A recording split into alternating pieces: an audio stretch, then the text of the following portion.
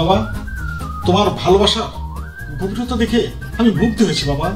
বাবা, আমার মেয়েকে তোমার হাতে তুলে দিলাম, বড় সুখী হবো বাবা। স্যার কিছু বলছে?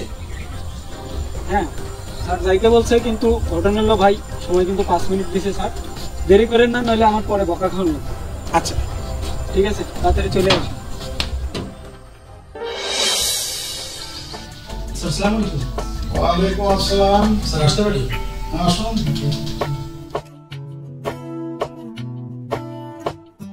স্যার আমি আপনাকে কিছু কথা বলার জন্য এখানে আসছি স্যার। বলুন। স্যার আমি একটা মেয়েকে অনেক ভালোবাসি স্যার। একটা মেয়েকে ভালোবাসো? তা আমি কি করতে পারি? আমি তো এখানে ভালোবাসার কারখানা বসাইনি, এটা কো অফিস। যা বলো শর্টকাট বলে তুমি চলে যাও। স্যার মেয়েটার বাবা অনেক ধনী, তার 2-4টা কোম্পানি আছে স্যার। সেই তুলনায় স্যার আমি একদম গরিব স্যার। আসলে স্যার সমাজে পরিচয় দেওয়ার মতো আমার তেমন কোনো যোগ্যতা নেই। আরে বাবা, মেয়ের বাবার কটা কোম্পানি আছে সেটা জেনে আমার কি? তোমার যেটা বলার তুমি বলো। জানেন স্যার, আমার এই দুনিয়াতে ভালোবাসার মানুষ বলতে শুধু 2টা ব্যক্তি আছে, একজন আমার মা আর একজন আমার ভালোবাসার মানুষ। স্যার আমি তারে ছাড়া কোনো কিছু আমার মাথার মধ্যে আনতে পারি না স্যার। আরে বাবা, যেটা বলার তুমি সরাসরি বলো না কেন? জি স্যার, আমি সেটাই বলছিলাম স্যার। স্যার আমি জানি স্যার আপনি পারবেন আমাকে হেল্প করতে স্যার।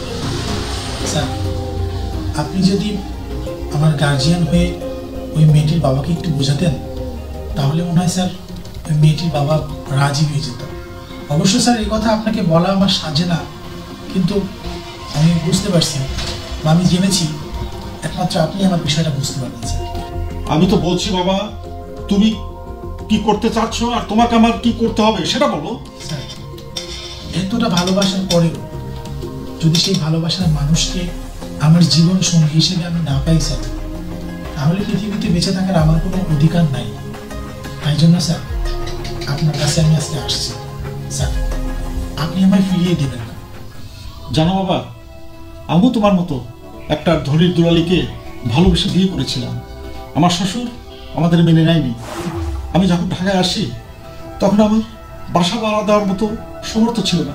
আমি রিক্সা চালাতাম, কিন্তু আমি কর্মঠ ছিলাম। আমি রিক্সা চালাই, আজ আমি স্বাবলম্বী। আজ আমি কয়টা কোম্পানির মালিক। আমার শ্বশুরের যে কয়টা কোম্পানি ছিল তার চেয়ে বেশি কোম্পানি আমি করেছি। আজ আমি সমাজে প্রতিষ্ঠিত।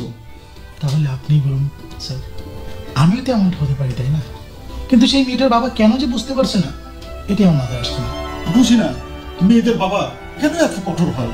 তুই বলো, তোর যত সাহায্যের প্রয়োজন আমি করবো। স্যার আপনি সত্যি আমায় সাহায্য করবেন? আমি বলছি তো, আমি যা চাই আপনি দিবেন স্যার। তোমার কাছে ওয়াদা করলাম, তোমার জন্য আমার যা করার আমি সম্পূর্ণ আমার নিজেরতেই করবো।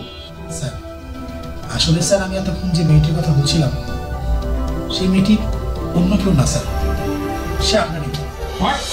কি বলছো তুমি? দাঁড়া, আমি দেখছি।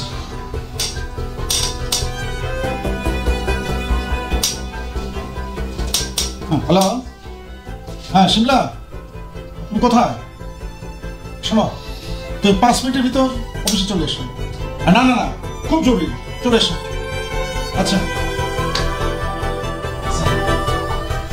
আপনি একটু আগে আমাকে বোঝাচ্ছিলেন স্যার, কিন্তু এখন এই তুই অবাক হয়ে কি দেখছিস? উনিকে তুই চিনিস না? মানে বাবা আসলে কি আমতামতা করছিস? চিনিস না বল। হ্যাঁ বাবা, আমি তো ওনাকে চিনি। হোয়াট? কি বলছিস তুই? এই ছেলে, আজ আমি তোমাকে এমন শাস্তি দেবো। এই তুই একে ভালোবাসিস? তুই তোমাকে বলেছিস?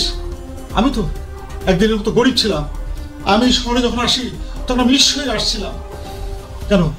আমি তো বাপ, তুই আমাকে কেন সব কথা খুলে বললি না? শোন, আজ থেকে আমার সিদ্ধান্ত, আমি ওকে তোর হাতে তুলে দেবো, আর আমার সমস্ত কোম্পানির দায়িত্ব আমি ওকে দিয়ে দেবো। তুই খুশি তো মা? বাবা, তোমার ভালোবাসা গভীরতা দেখে আমি মুগ্ধ হয়েছি বাবা। বাবা, আমার মেয়েকে তোমার হাতে তুলে দিলাম, বড় সুখী হবো বাবা, সুখী।